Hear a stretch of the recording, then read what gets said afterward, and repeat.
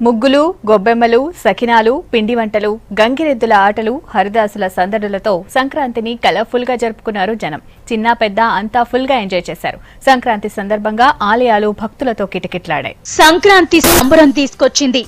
రథం ముగ్గులు, గొబ్బెమ్మలతో తెలుగు లోగిళ్లు, ఇళ్లు సందడిగా మారాయి.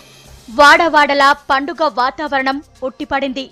గంగిరెద్దుల ఆటలు, హరిదాసుల సందడులతో సంక్రాంతిని కలర్ఫుల్ గా జరుపుకున్నారు జనం.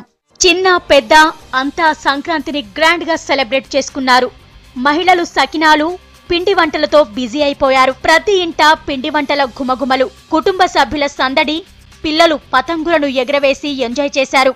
తెలుగు రాష్ట్రాల్లో ఉన్న ఆలయాల్లో దైవ దర్శనం కోసం భక్తులు క్యూ కట్టారు. హైదరాబాద్ లో ప్రఖ్యాత జూబ్లీహిల్స్ పెద్దమ్మ ఆలయంలో అమ్మవారిని దర్శించుకొని ప్రత్యేక పూజలు చేశారు. సికింద్రాబాద్ ఉజ్జయిని మహంకాళి ఆలయంలో మొక్కులు చెల్లించుకున్నారు భక్తులు. పల్లె వాతావరణంతో శిల్పారామం పరిసరాలన్నీ వెలిగిపోతున్నాయి. పండుగ సందర్భంగా కళాకారుల సాంస్కృతిక ప్రదర్శనలు అదుర్సనిపించాయి.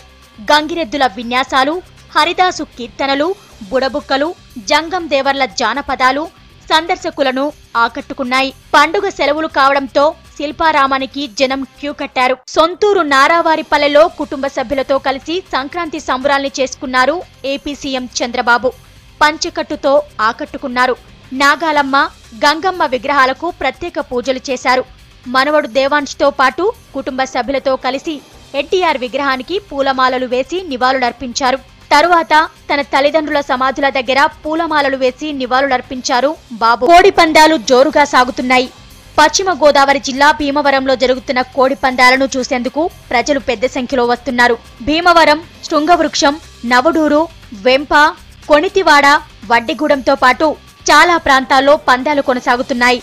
పందాలను చూసేందుకు వచ్చే వారి కోసం కూడా భారీ ఏర్పాట్లు చేశారు. పార్కింగ్, ఫుడ్ ఫెసిలిటీస్ ఏర్పాటు చేశారు.